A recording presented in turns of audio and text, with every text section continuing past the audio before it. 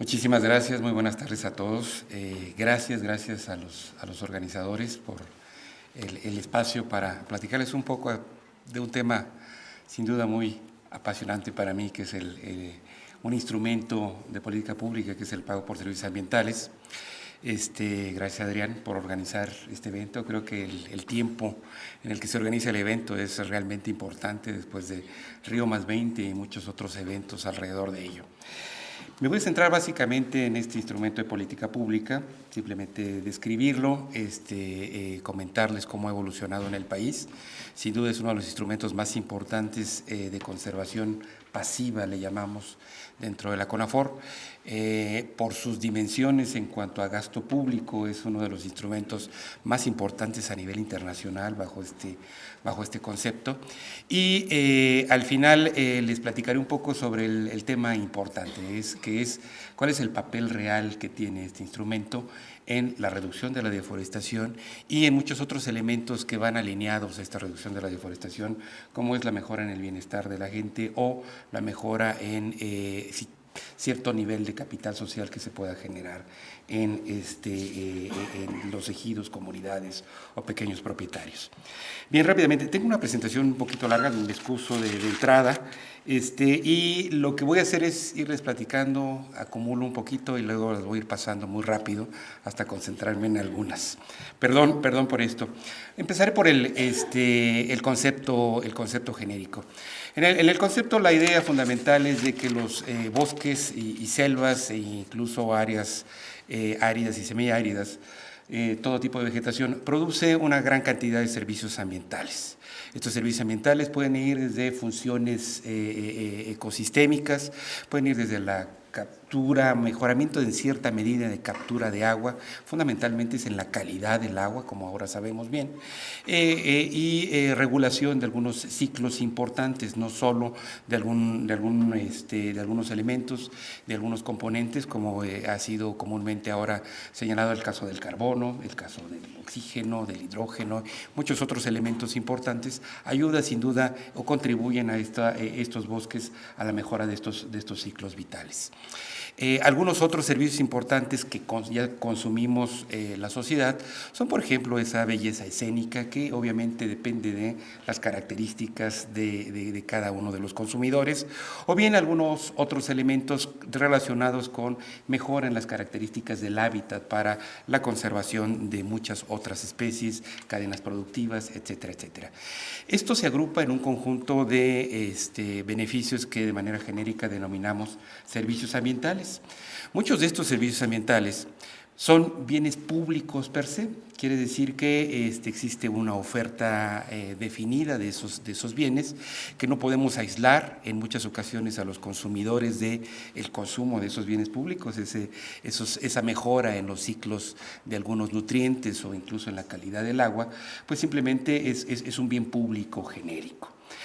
Hay algunos otros donde sí podemos tener con toda precisión la definición clara de ese servicio ambiental y relacionar ese servicio ambiental con un productor.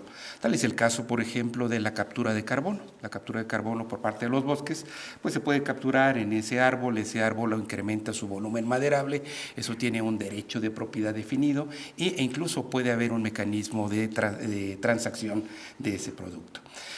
Con esto quiero señalar el hecho de que pues, no es tan fácil conceptualizar estos servicios ambientales desde el punto de vista de una estrategia de mercado, ¿verdad? Cuando hablamos de un pago por servicios ambientales bajo una estrategia de mercado, automáticamente nosotros nos estamos, quedamos inmersos dentro de algo que podría ser un producto terminado, que es un commodity, ¿verdad? Un commodity que se puede transar en un mercado y existe un precio definido. Estos dos elementos sin duda son variables en lo que acabamos de señalar, ¿verdad? Para los bienes públicos esto realmente es complicado y a veces es difícil precisar claramente ese bien público, ¿verdad? Tal es el caso de la belleza escénica, por ejemplo, o algunos otros elementos importantes. De aquí que la conceptualización de pago por servicios ambientales, un concepto que ha evolucionado desde finales de los 70s, con conceptos importantes como la observación de la multiplicidad de bienes y servicios que produce el bosque, ha venido evolucionando y con la finalidad de poder concretar muchas de este pago, esta compensación que hay que hacer a los dueños y poseedores de ese bosque por producir, o más bien no producir, por conservar esos bosques y que estos a su vez nos proporcionen estos servicios ambientales tanto a la sociedad como a la naturaleza, que hay que también ser enfáticos en eso. Sin duda ha sido todo un proceso que ha derivado hacia finales de los 80s, mediados de los 80s, finales de los 80s, en la conceptualización de algo interesante que es, ¿por qué no hacer alguna transferencia por la conservación de esos bosques y selvas, ¿verdad? Dado que precisar claramente cuál es el servicio ambiental que se está pagando, entonces mejor pues vamos a conceptualizar en un conjunto de servicios ambientales ese beneficio y vamos a hacer una transferencia para incentivar a esos beneficiarios a que conserven precisamente esos recursos. Esa es básicamente la idea que surge hacia finales de los 80s y es con la idea en que el programa de pago por servicios ambientales en México empieza a funcionar. Obviamente, antes de que se instaure el pago por servicios ambientales en nuestro país, hay muchos pilotos alrededor de esto, ¿verdad? Muchos pilotos donde existen algunas localidades que empiezan a identificar, por ejemplo, la falta de agua en algunas localidades, asocian esa falta de agua con el hecho de que se ha perturbado, se ha destruido, se ha cambiado el uso del suelo forestal, ¿verdad? Y entonces empieza a haber ciertas asociaciones de usuarios de agua o de la sociedad civil que trata de organizarse precisamente para buscar mecanismos tanto de ponerse de acuerdo, ¿verdad? Cómo hacer transferencias hacia esos poseedores de bosques con la finalidad precisamente de que se reduzca la tala, se reduzca el disturbio que se hacen hacia esos bosques. Esos, digamos, son los antecedentes genéricos y tenemos antecedentes muy claros en ciudades como Jalapa, algunos como por ejemplo en Puebla, que inician por ahí de mediados de los 80s y que sirven sin duda como excelentes ejemplos que se ponen en la mesa de negociación hacia el año 2000, 2001, en que este programa se presenta como un programa insigne de la nueva administración en el año 2000. En el año 2000 e inicios del 2001. Es en el año 2001 cuando precisamente a través de importantes negociaciones que hace el INE, por cierto, el INE en conjunto con la Secretaría de Medio Ambiente y Recursos Naturales ante el Congreso, con la finalidad de empezar una estrategia piloto. En esta estrategia piloto la idea es que derivado de los pagos de derecho de uso de agua, existe una cantidad de dinero que se utilice precisamente para transferir a ciertas áreas que tienen problemas de degradación importantes, ¿verdad? Y se da el primer paso para esto, el Congreso aprueba estas modificaciones en la ley y a través de esto se pueden ganar alrededor de 320 millones de pesos, ¿verdad?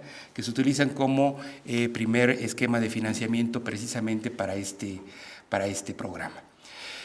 Este programa inicia, ahora sí vamos a dar un poquito para recuperar un poquito esto.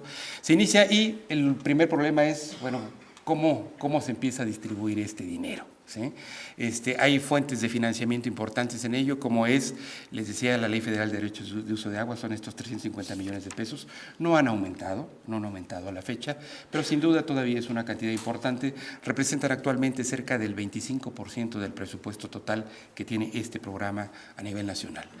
El resto, casi el 70%, viene del presupuesto federal, a través del presupuesto de egresos de la Federación, y en los últimos años se ha desarrollado la estrategia de mecanismos locales. Esto es, esta estrategia con la que nace este concepto en el país, en donde a ciertas localidades tratamos de llegar a estas localidades y convencer a los usuarios de agua o los usuarios de otros servicios ambientales de que es necesario conservar la infraestructura aguas arriba, ¿verdad?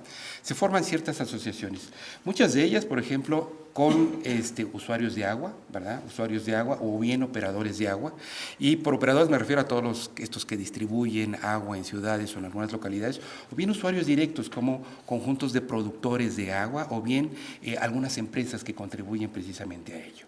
Esto hace posible que tengamos un financiamiento pues mucho más sustentable, porque ahora son a nivel local los usuarios los que en algunas ocasiones nos están dando el apoyo precisamente para hacer esta transferencia.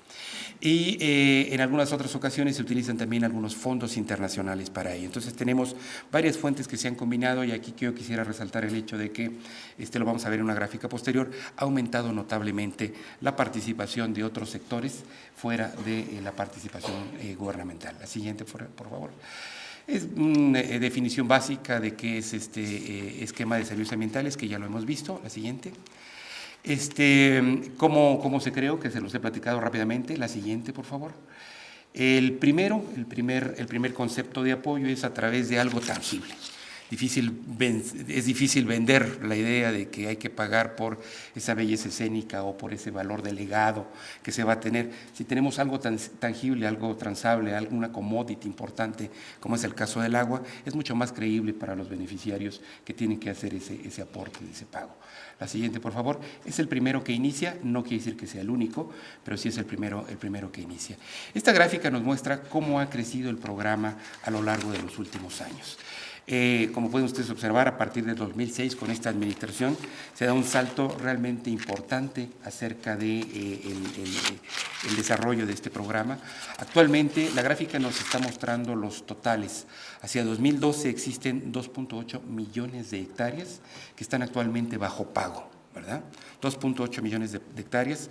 Esto comparado todavía con los aproximadamente 55 millones de hectáreas que sería el potencial donde podría aplicarse este instrumento de política pública, sin duda todavía nos deja un potencial enorme de crecimiento, pero también un potencial enorme de organización y asociación entre diversos sectores de la sociedad que sin duda deben participar como concurrentes para el desarrollo más amplio de este programa.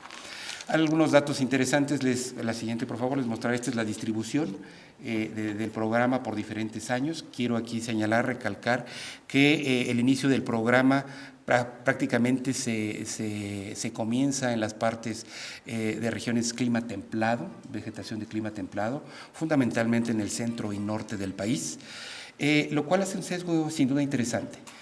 ¿Por qué? Porque este instrumento está diseñado precisamente para hacer esa conservación. Y donde tenemos menos problemas de conservación es precisamente en zonas de clima templado frío, ¿sí? Y en los últimos años este instrumento se ha recorrido, se ha sesgado a que haya una mayor participación en regiones de clima tropical. La siguiente, por favor. La evolución del programa realmente ha sido interesante. Se ha evolucionado, por ejemplo, en hacer diferenciación de precios, en hacer una mejor focalización, en lograr estructurar una mejor coordinación en cuanto a la asignación de recursos. La asignación de recursos no la hace el gobierno federal en sí, sino es a través de comités donde participa la sociedad. En los comités locales se ha incluido la participación de la gente, de tal forma que cada día haya una mejor participación de la sociedad, que es fundamental precisamente para lograr sustentabilidad en el programa. La siguiente, por favor. Las siguientes dos. Bueno, esta es una gráfica de cómo ha sido esta evolución importante. Quisiera yo recalcar al final de este proceso, hemos incluido algunos otros instrumentos como el Fondo Patrimonial de Biodiversidad, que de una u otra forma está alimentando otro servicio ambiental importante, que es la conservación de la biodiversidad, y ahora una estrategia nacional red, donde la deforestación evitada sin duda es un elemento fundamental que puede apoyarse bajo un sistema de pago por servicios ambientales. Yo me iría estos son algunos datos. Tenemos información muy importante para poder realizar precisamente toda esta focalización con esquemas de riesgo de deforestación. La siguiente, todo un mapeo que hay sobre estrategias de pobreza, sobre acuíferos sobreexplotados. Las siguientes dos, por favor. Toda esta información se utiliza precisamente para lograr una focalización mucho más clara en cuanto a localidades y en cuanto a diferenciación de precios que nos permitan generar en el futuro un mercado de mejores características y eficiencia. La siguiente, por favor. La siguiente. Son actividades prioritarias que están ligadas precisamente a este programa. La siguiente, me voy hacia la siguiente. Evaluación del programa. Rápidamente les comentaré la siguiente. Otra más, por favor. Se han hecho 3 evaluaciones, evaluaciones de impacto, que esas son evaluaciones un poquito más serias, no son evaluaciones acerca de qué es o cómo se lleva a cabo el programa. Una evaluación de impacto implica que nosotros tenemos un contrafactual de lo que estamos haciendo con ese programa y además tenemos un antes y un después, ¿verdad? Es la única evaluación de impacto realmente que tenemos este programa dentro de la CONAFOR. Las otras todavía estamos en el proceso de generar líneas basales. Pero en el programa esta evaluación de impacto tuvo una primera evaluación en el 2004, en la cual se identificó cuál era el impacto que tenía el programa a nivel social y económico, ¿verdad? En esta primera evaluación se identificó que realmente el programa tenía un impacto muy pequeño a nivel económico, ¿sí? Había realmente el proceso de redistribución no tenía un impacto en mejora de nivel de vida de la gente. Sin embargo, el programa se ha demostrado con los nuevos resultados que tenemos hacia 2012 que realmente ha brindado una mejora en cuanto a la reducción de la deforestación en las zonas, en muchas zonas del país, especialmente en la zona centro y norte del país. Esto es la mayormente asociada con clima templado. La de clima tropical todavía tiene algunos problemitas, fundamentalmente por el hecho de que existe este leakage, esta contaminación que hay del proceso de deforestación hacia otras áreas. Sin embargo, sabemos que existen resultados positivos en cuanto al impacto, en cuanto a la mejora ambiental. Sabemos también que existen algunos otros elementos de impacto social. Esto ha permitido mejorar las actividades de protección y conservación que hacen los propietarios de bosques y selvas hacia los bosques en las áreas donde se paga, y se han mejorado muchas de las actividades de conservación de largo plazo. Este listado que ustedes pueden observar es la lista de los resultados más importantes que tenemos de esta evaluación de impacto que acabamos de tener hace apenas, los resultados hace apenas un par de meses. Esto es calientito, por así decirlo, ¿verdad? Es información importante. Finalmente, como conclusión, el esquema de pago por servicios ambientales sin duda es un instrumento de política pública que puede servir en muchos casos para poder reducir esta deforestación. Se requiere todavía de una mejora sustancial. Es un instrumento que se debe de aplicar de manera conjunta con otros instrumentos. Los principales causales de deforestación no están dentro del sector forestal en la gran mayoría de los casos, y el instrumento debe aplicarse con muchos otros instrumentos de política pública relacionados con el sector agrícola, pecuario y con el de desarrollo social. Pues yo hasta aquí lo dejaría por los términos de tiempo. Muchísimas gracias a todos y nuevamente gracias por la invitación.